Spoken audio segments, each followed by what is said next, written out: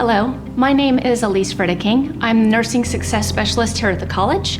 I'm joined here today by two of our fourth semester nursing students, Vivian and Stephen, to talk about what professionalism looks like as a nursing student and to get their best advice for you as you begin your nursing education.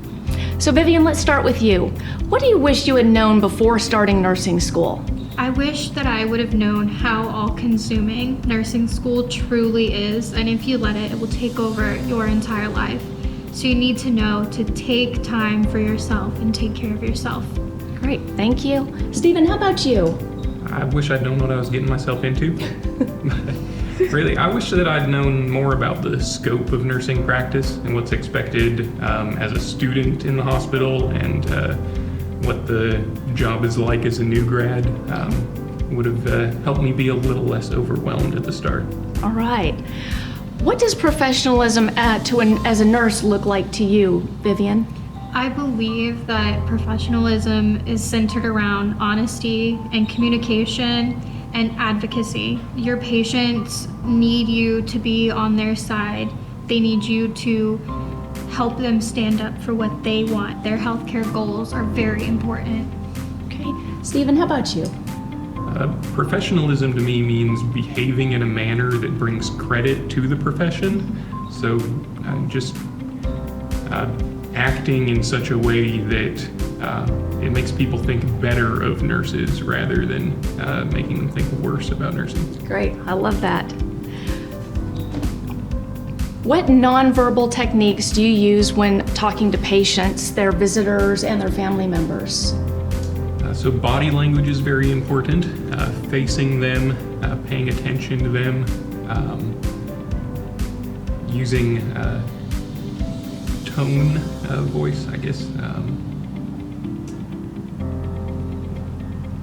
Sorry. Vivian? I agree with Stephen. Body language is a very big thing, but also being able to read the room. You don't want to go in there smiling, being super cheery for a patient and their family who are maybe dealing with a hospice situation and they're in a very somber mood. You need to be able to present in a way that is going to help them. And Vivian, what verbal techniques do you use? Therapeutic communication is a very big part of nursing. I believe that using open-ended questions and allowing the patients to kind of guide the conversation is the best way to communicate and get the information that you need without pressuring patients. Perfect. And Stephen?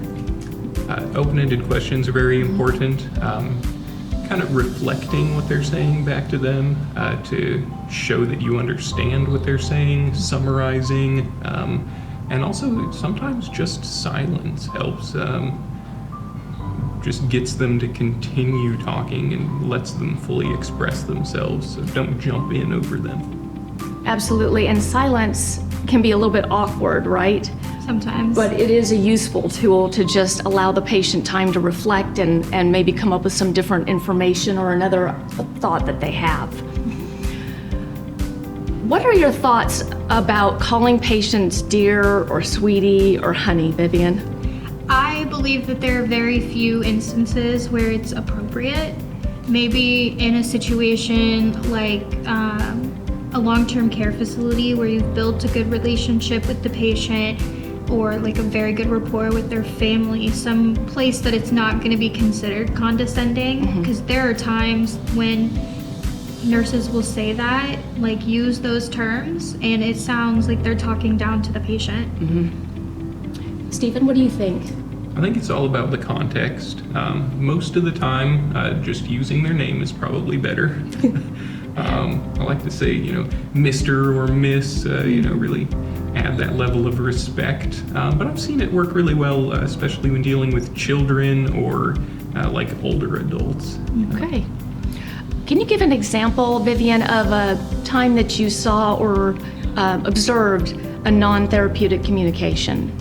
I have seen a few instances in our clinical experiences where the nurse would kind of dismiss the client's concerns or maybe not letting them speak or finish their concern. They would just brush them off and say, oh, well, you're in here for this reason, so that's expected. Okay. Stephen, have you seen one or been a part of a non-therapeutic communication?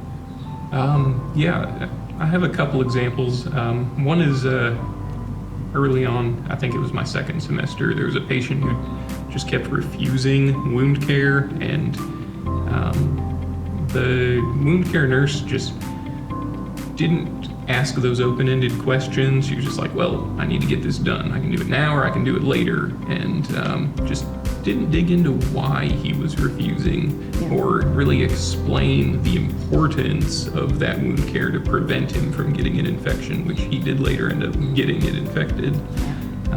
And then just another example is in the ICU dealing with patients who are sedated. Sometimes nurses will just speak very bluntly or even rudely about the patient while they're in the room, and it's important to remember that sometimes they can hear us.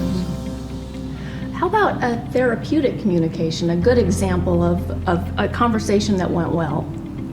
Okay, I have a great example. I was on my ER rotation, and we had a 5-year-old boy come in, and he had a fever and needed to be tested for the flu and such, and the nurse I was with, Kendall, got down on his level and smiled and spoke to him in just simple words that he could understand.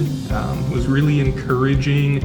I noticed that he had brought in a Hot Wheels truck, and so I started talking to him about Hot Wheels, and that just really helped him just relax and ease up. Be more comfortable with the whole thing. Yeah, Vivian, how about you? Mine is also a very recent experience. It was from my hospice rotation.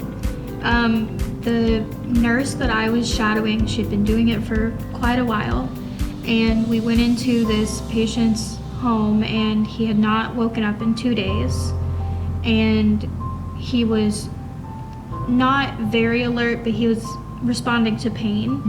And so she sat with the wife and she explained pain control measures like the morphine that he had, and she explained like how morphine isn't going to speed up the dying process, but it will make him more comfortable, and when the body's comfortable, it will pass.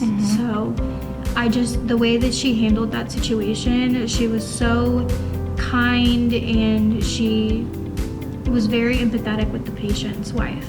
Oh, that's wonderful. Final question, best advice for incoming nursing students? Use all of your resources. Every single one that you can find. ATI has their own AI system now that will answer any question you have about the material. Dr. Fredeking is a great resource. All of the study tips have really helped me.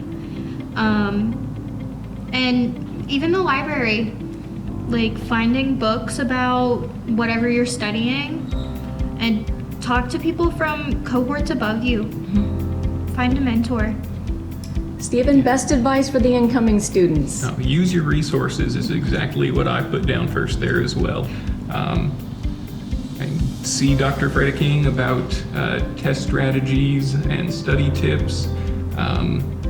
If you don't understand a disease process or a body system, go on YouTube, look it up. There are some wonderful channels out there that have tons of educational information, can really break it down and help you understand. Make friends in your cohort. Having a few good friends really makes it so much easier, so much better. And finally, just don't give up. Lots of people have made it through the program, and it is hard for everyone, but don't give up, you'll get through it. All right. Well, thank you both so much for taking the time and sharing your wisdom with us today. I appreciate it very much. Yes, of course. Absolutely.